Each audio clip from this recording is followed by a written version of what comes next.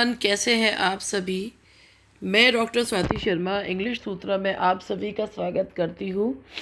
और जैसे कि 100 क्वेश्चंस मैंने आप लोगों को पहले करवाए थे और आज कुछ इसी तरीके के क्वेश्चंस जो है लेकर आई हूँ, जिनमें से कुछ ग्रामर के हैं, कुछ लिटरेचर के हैं।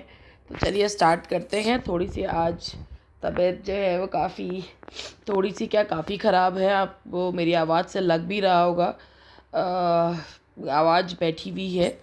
तो चलिए शुरू करते हैं। Who calls poetry the breath and finer spirit of all knowledge? किसने कहा है पोइट्री को the breath and finer spirit of all knowledge? तो ये जो कथन है William Wordsworth on pleasure as the shared heart of poetry and science.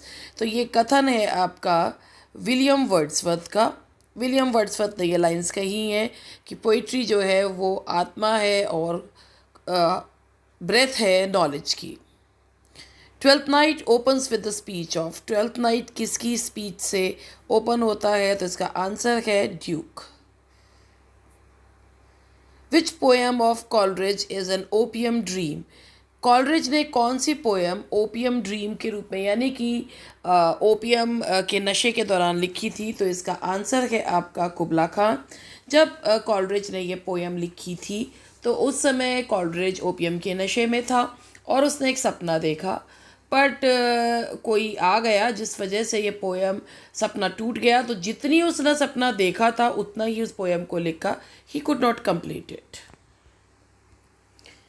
Which stanza form did Shelley use in his famous poem Ode to the West Wind?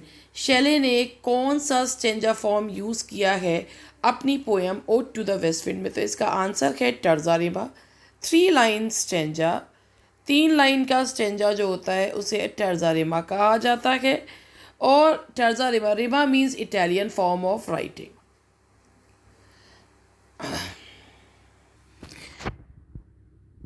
Pathetic fallacy जो phrase है वो या term है वो किसके द्वारा coin किया गया था?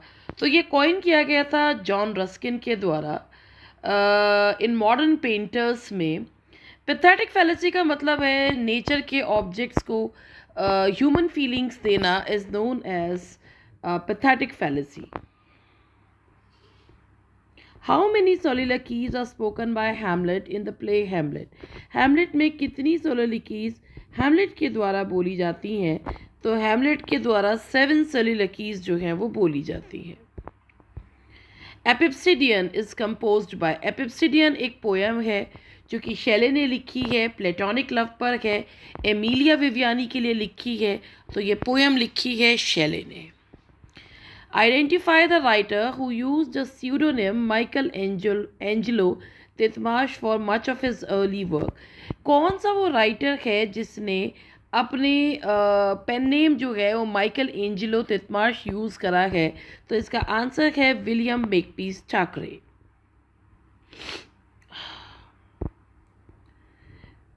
प्राइड एंड प्रेजुडिस जो was originally a youthful work.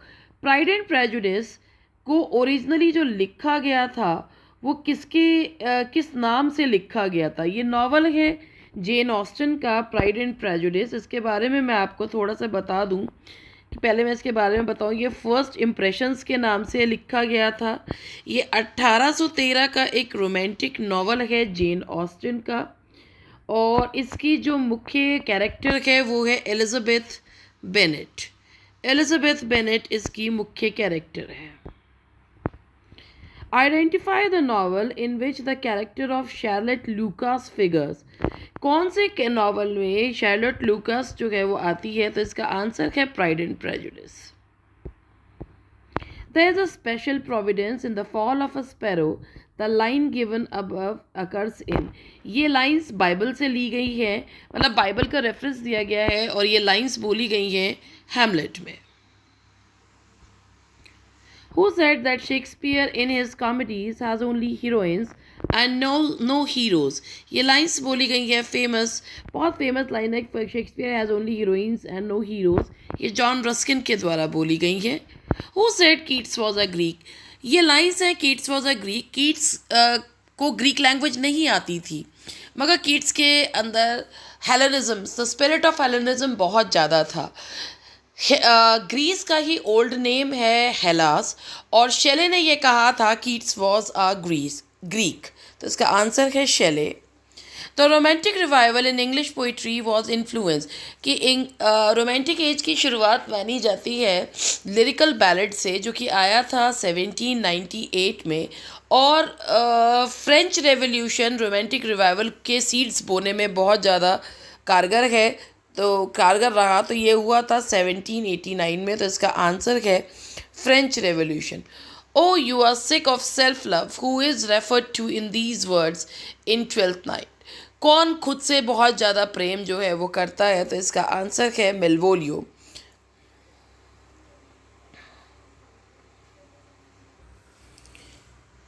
The next question is, Hamlet किस प्रकार का व्यक्ति है? इंटेलेक्चुअल है, मैन ऑफ एक्शन तो बिल्कुल भी नहीं है, इन एक्शन है, but he was a passionate lover, he loved Ophelia a lot. Which of Shakespeare's character exclaims brave new world, ये ब्रेव न्यू वर्ल्ड कौन कहती है? ये मिरांडा कहती है। और आपको पता है कि हक्सले ने इसी नाम से एक नावल लिखा है ब्रेव न्यू वर्ल्ड, जो कि एक डिस्टोपियन नावल है, और ये टेम्पेस्ट से ही लिया गया है टाइटल। माफ़, आज मेरी तबीयत ज़्यादा ही ढीली हो रही है, तो आवाज़ ऐसी ही लग रही होगी आपको दूर से आती हुई। Paradise lost shows an influence of, Paradise lost जो मिल्टन का एपिक है, 12 किताबों में, पहले 10 में आया था, फिर 12 किताबों में, और 1667 में पब्लिश हुआ था, और उसके बाद 1674 में। तो इसके ऊपर किसका इन्फ्लुएंस देखने को मिलता है? तो बाइबल से लिया गया है, तो बाइबल की कहानी क्रिश्चियनिटी और रेनेसांस, अब रिवाइवल ऑफ लर्निंग जो है इसमें देखने को मिलता है, तो इसका आंसर है C. The style of Paradise Lost, Paradise Lost का स्टाइल कैसा है? हालांकि मिल्टन का स्टाइल ग्रैंड स्टाइल है, और ये जो है more Latin than most poems, अन्य पोएम से ज़्यादा लैटिन है, इसका आंसर है A. In Pride and Prejudice we initially dislike but later tend to like, Jane Austen का नॉवल प्राइड एंड प्रेजुडिस में हम इनिशियली किसको नापसंद करते हैं? मिस्टर डार्सी को, एंड फिर हम we fall in love with him.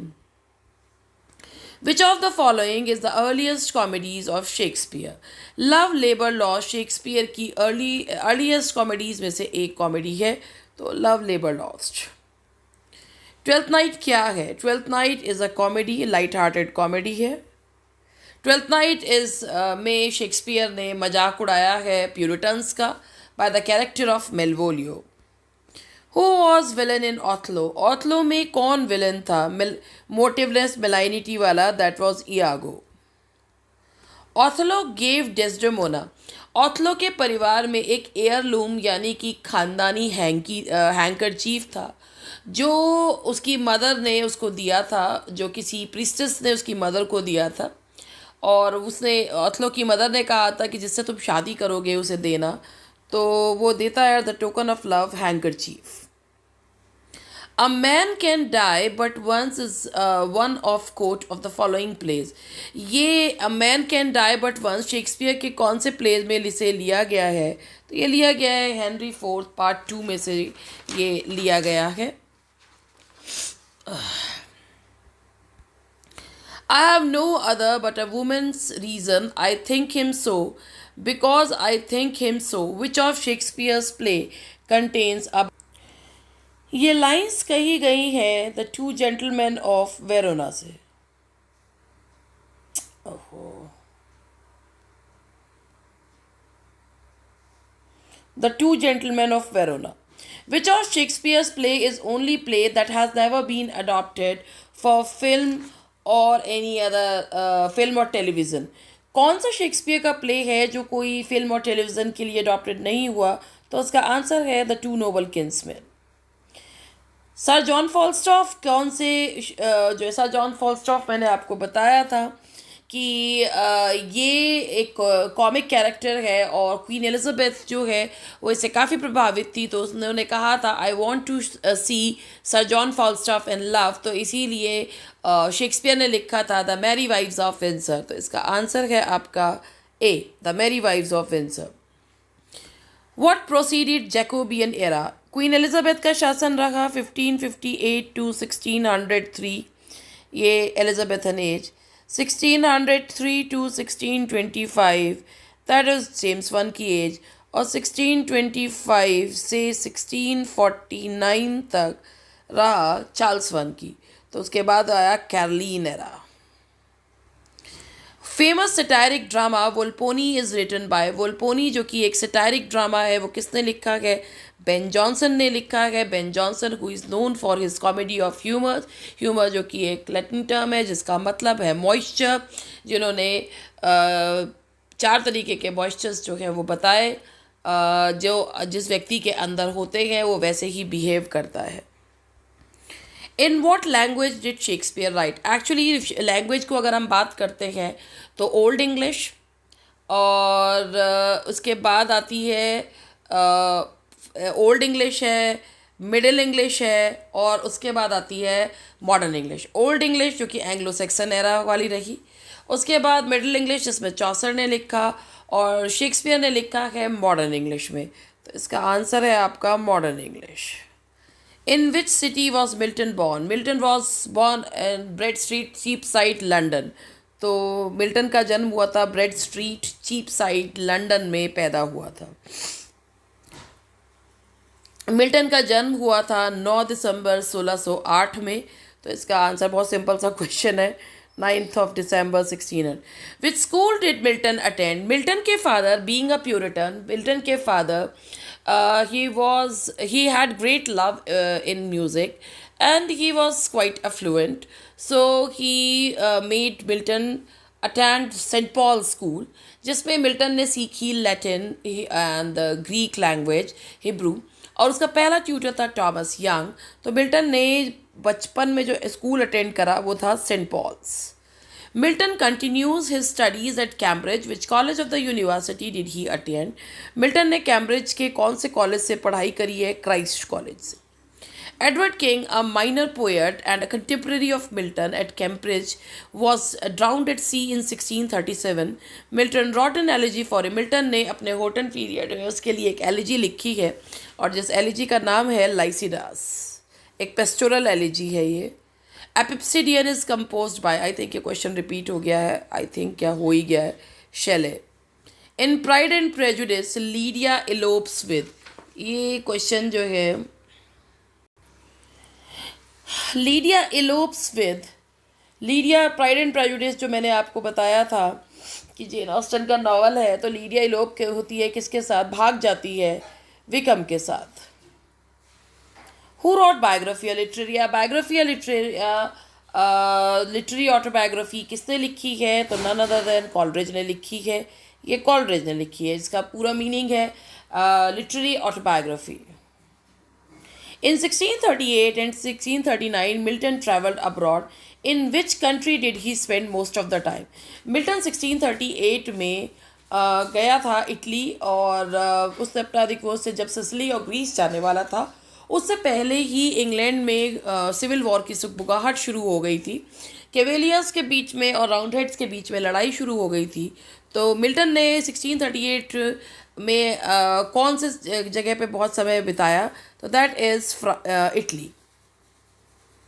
In 1634 Milton wrote a masque. 1632 से 1637 का समय मिल्टन का होटन पीरियड कहलाता है, जिसमें मिल्टन ने 2 मास्क लिखे, कॉमर्स एंड आर्केड्स. तो इसका आंसर, इसमें आर्केड्स नहीं दिया हुआ है, तो इसका आंसर है आपका Comus. Following parliament's victory in the civil war, Milton was appointed to a position in Cromwell's government in 1649. 1649 में ही चार्ल्स वन को मारा गया था. और the tenure of Kings and magistrate जो कि जिसमें कि मिल्टन ने राजा की हत्या को सही ठहराया था, इससे खुश होकर क्रॉमवेल ने मिल्टन को फॉरेन सेक्रेटरी या सेक्रेटरी ऑफ फॉरेन टंग्स की उपाधि दी थी. तो इसका आंसर है आपका D. Milton, thou shouldst be living at this hour. England hath need of thee indeed, but who was its summoning host? ये लाइंस किसने कही हैं? तो ये लाइंस की कही हैं विलियम वर्ड्सवर्थ ने.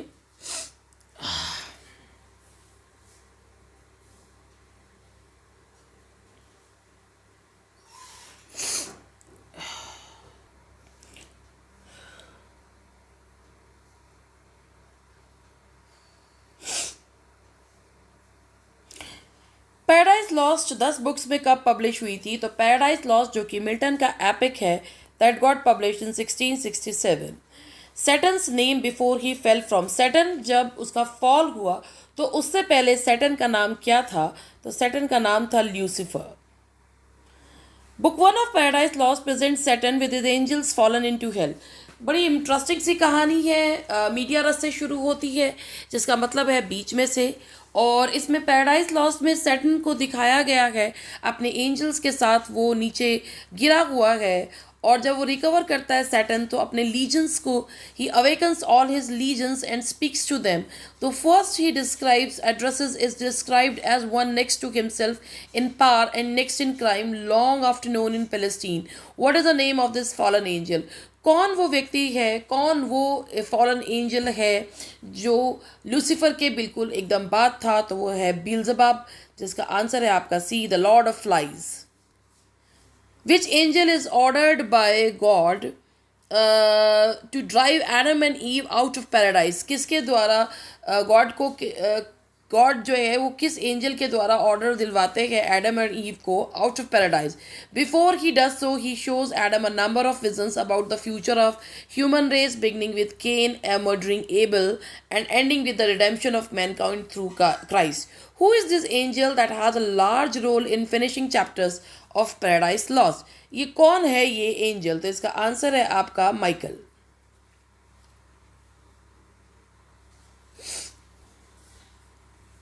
Milton's unholy Trinity of character. Milton के पैराडाइज लॉस्ट में वो कौन सा अपवित्र ट्रिनिटी, तीन लोगों का कौन है? Satan, sin and death. तो इसका आंसर है आपका Satan, sin and death.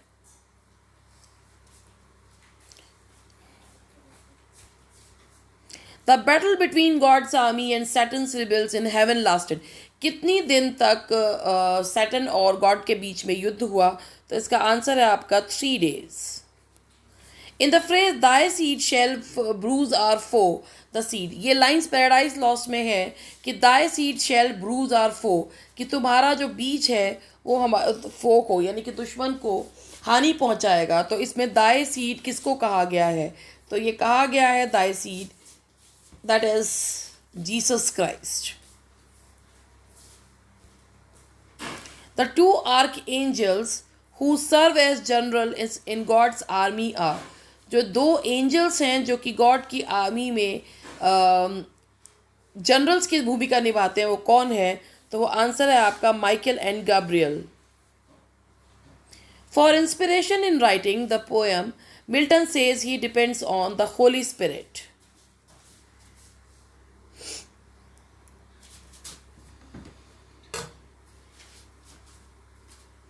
Earth is described as being connected. इसमें पैराडाइज लॉस्ट में दिखाया कि because God already knew that there would be a fall and Adam and Eve would eventually eat that forbidden fruit and they will have to leave the paradise. So God made earth in 6 days and the 7th day he kept for Sabbath. और जो अर्थ दिखाई गई है, earth is shown as if it is hanging from a golden chain, कि earth जो है वो haven और हेल के बीच में गोल्डन चेन से लटक रही है. तो ये कॉन्सेप्ट दिखाया गया है गोल्डन चेन का. Sin was born out of Satan's head. Sin को सैटर्न की बेटी दिखाया गया है. सैटर्न के हेड से वो पैदा होती है और सिन और सैटर्न के इंसेस्टस रिलेशन से पैदा होता है death. Death is son, head. Eve before the fall might best be described as. Eve को फॉल से पहले क्या डिस्क्राइब किया जा सकता है? अ डोसाइल, एक बेवकूफ़ सा कैरेक्टर. सही बात है. Throughout the poem, Saturn transformed it himself into many creatures. Which creature does Saturn not turn into? पूरी पोएम में सैटर्न अपने आप को बहुत से क्रिएचर्स में बदलता है, मगर किस क्रिएचर में नहीं बदलता? तो इसका आंसर है माउस. माउस में नहीं बदलता, बाकी शेरप, टोड, सर्पेंट सब में बदलता है. और सैटर्न के फॉल का बेस्ट डिस्क्राइब किस में किया जा सकता है? तो Saturn he got when, he got he got proud on his abilities, इसीलिए he stood against God and eventually he was defeated by God. तो इसका आंसर है आपका pride. On the second day of battle in heaven, what does Satan use that surprises God's forces? कि सब battle जो कि 3 दिन चली उसमें सेकेंड डे में सैटन ने ऐसा क्या यूज़ करा जिससे भगवान की फोर्सेस को सरप्राइज होना पड़ा? तो इसका आंसर है artillery. Adam, Saturn and Eve herself are all dazzled by Eve's. जब फ्रूट ऑफ नॉलेज खा लेते हैं तो उसके बाद ईव अपना रिफ्लेक्शन देखती है पानी में और जितने भी लोग होते हैं वो ईव की खूबसूरती से डेजल्ड हो जाते हैं. तो इसका आंसर है beauty. When God sees that Adam and Eve have disobeyed him, whom does he send to judge them and the snake?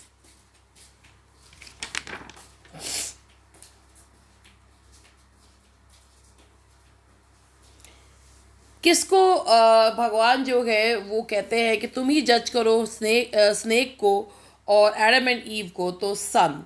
इसका आंसर है the sun. Inspired by Satan's victory over man, sin and death क्या बनाते हैं? Heaven, hell to heaven एक bridge बनाते हैं जिससे वो धरती तक पहुंच जाए. In what book does the fall take place? कौन सी किताब में फॉल जो है वो टेक प्लेस यानी कि दिखाया जाता है? तो इसका आंसर है book 9th. In which book of the Bible does the story of Adam and ewe occur? Book Bible की कौन सी किताब में एडम और ईव की स्टोरी आती है? तो इसका आंसर है आपका जेनेसिस.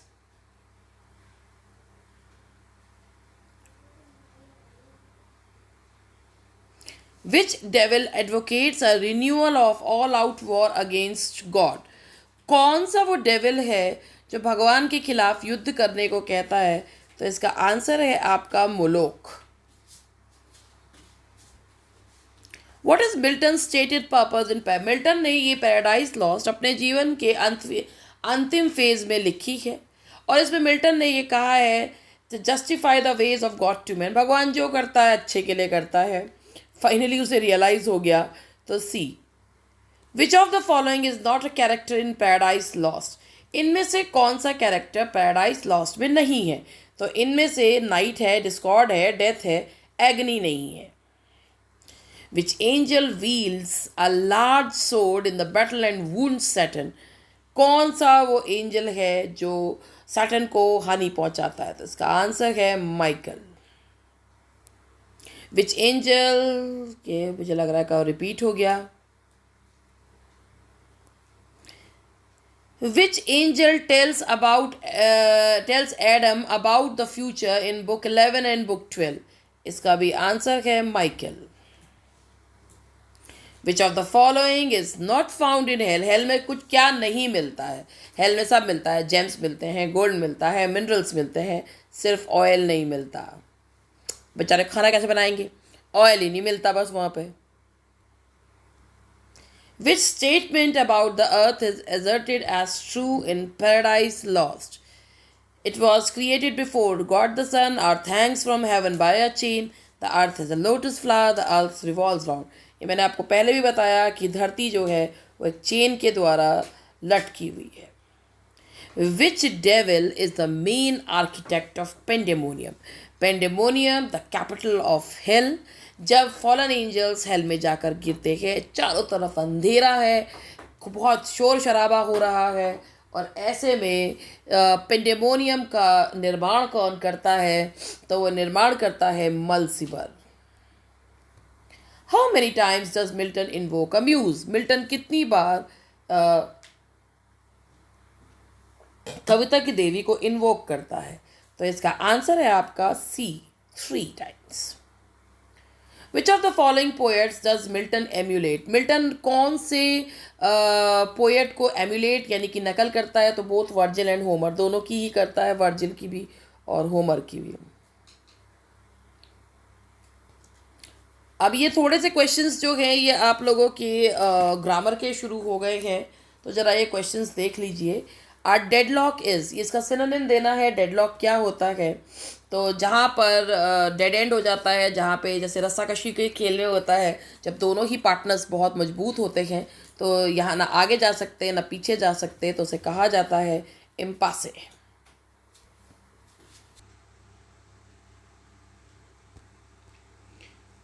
कह सकते हैं गतिरोध। एक मिनट इसको लिख देती हूँ, गतिरोध। And the next question is a big gun is, big gun किसे कहा जाता है? एक बहुत ही प्रभावशाली व्यक्ति को बिग गन कहा जाता है। ये सारे ईडियम्स हैं। अब ब्लू बुक, ब्लू बुक किसे कहते हैं? तो इसका आंसर है गवर्नमेंट की रिपोर्ट को ब्लू बुक कहा जाता है। चूज द मिसपेल्ट वर्ड, इनमें से कौन सा मिसपेल्ट वर्ड है? Ebullient, egregious, flabbergast, genesis. तो इसका आंसर है आपका C, flabbergast. Done or said that without preparation is known as, जो कोई बिना सोचे समझे बिना किसी प्रिपरेशन के किया जाता है तो इसे कहा जाता है इम्प्रॉम्प्टू, बिना सोचे समझे कार्य करना। नेक्सस क्या होता है? नेक्सस का मतलब होता है कनेक्शन।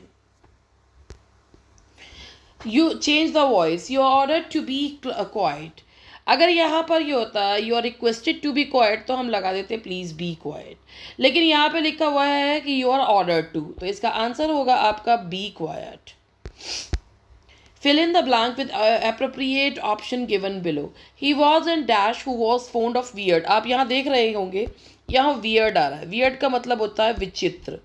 विचित्र चीज़ों को इकट्ठा करने वाले को ना तो एम्बिशियस कहते हैं, ना एमिएबल कहते हैं, ना इमोशनल कहते हैं, उसे कहते हैं सन की। तो उसका आंसर होगा आपका, एक minute, eccentric. The superlative form of evil is, evil की सुपरलेटिव फॉर्म क्या होगी? तो that would be worst. What is the simple present of chosen? तो choose, chose, chosen, तो इसका आंसर होगा आपका सी। बहुत सिंपल क्वेश्चन है वैसे तो।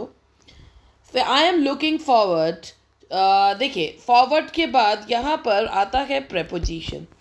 प्रेपोजिशन के बाद वर्ब की फर्स्ट फॉर्म नहीं जेरेंड यूज़ करते हैं, तो इसीलिए यहाँ पर आएगा I am looking forward to seeing you. एक रिपीट हो गया है question. The truth, the whole truth, and nothing but the truth is, and the example of, ये किसका एग्जाम्पल है? तो ये एग्जाम्पल है आपका प्लोस का। प्लोस का मतलब होता है, एक रिटोरिकल टर्म है, repetition of a word name often with a different sense. एक रिपीटिशन वर्ड का डिफरेंट सेंस के साथ, तो ये आपका आंसर है इसका ploce. The next question is the antonym of scurrilous is, scurrilous का एंटोनिम जो है वो क्या है? तो इसका मैं आंसर आपको बताती हूँ। इसका आंसर है आपका डिसेंट। तो एक मिनट में लिख दे दूँ, decent. Find out the correct spelling, rheumatic की करेक्ट स्पेलिंग है A. Find out the correct narration of the following. She said to us, let's have some music. तो इसका देखिए she said to us, सबसे पहले इसको ऐसे बनाएंगे, she आ रहा है, said to को करेंगे हम propose में चेंज कर लेंगे, let अगर आता है, she proposed to us, फिर यहाँ तक आ गए, फिर लगाया that, let us को चेंज करेंगे क्योंकि थर्ड पर्सन है तो they should। अगर यहाँ पर थर्ड पर्सन नहीं होता तो यहाँ पर हम वी शुड लगा देते, they should have some music. तो इसका आंसर है आपका सी।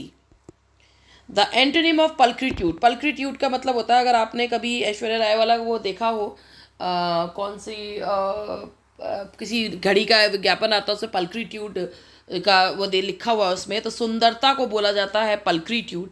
तो सुंदरता का उल्टा क्या होगा? इसका आंसर होगा आपका ugliness. Bitter and violent attack in word और राइटिंग इज, किसी पर शब्दों के माध्यम से या लिखने के माध्यम से किसी के ऊपर अटैक करने को क्या कहा जाता है? It is called diatribe, dialogue से ही किसी को मार देना। डिस्ट्रक्शन और slaughter on a mass scale specially caused by fire और nuclear war is known as, इसका अगर आग लगा के किसी को मारा जाता है तो इसे कहा जाता है, जैसे एक होलोकॉस्ट लिटरेचर भी होता है, जिसमें ऑब्वियसली वर्ल्ड वॉर वन के बाद के लिटरेचर को बोला जाता है। तो होलोकास्ट बोला जाता है। होलो मीन्स होता है आग से जला के मारने को। A destroyer of images of one who opposes the established institution. ये एक किताब है बहुत फेमस मिल्टन की भी, आइकोनोक्लास्टिस, जो मिल्टन ने लिखी है। आइकोनोक्लास्टिस मतलब होता है इमेज ब्रेकर, जो दूसरों के एक कोई इमेज बनी हुई है उसे तोड़ने वाले को कहते हैं। जो मिल्टन ने लिखी थी अगेंस्ट किसके, आइकन बेसिलाइक के इसमें। तो इसका आंसर है आइकोनोक्लास्ट। मिसएंड्रिस, एंड्रो मीन्स होता है, देखिए इसको याद रखिएगा, एंड्रो मीन्स होता है मेल और मिस मीन्स होता है नफरत। ओहो, मिस मीन्स नफरत। तो मिसएंड्रिस्ट हो गया वन हु हेट्स मेल्स। तो इसका आंसर होगा आपका B.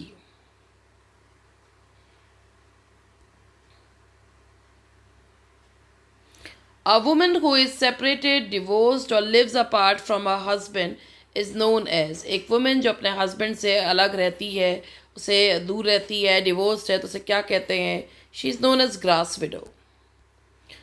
Bye what were you made happy, इसकी वॉइस चेंज करनी है तो इसका आंसर होगा वर है रहा है, तो इसका आंसर होगा बाय वॉट का होगा what made you happy. Are you a descendant of the royal family? His interest in the study of human behavior is indeed very deep. तो इसका आंसर होगा B. The policeman made the thief run fast. Made के बाद verb की first form जो है वो use की जाती है, तो इसका आंसर है A. Thank you very much. और आज का सेशन यहीं तक। कैसा लगा आप लोगों को बताइएगा ज़रूर, और थैंक यू वेरी मच। मिलते हैं कल।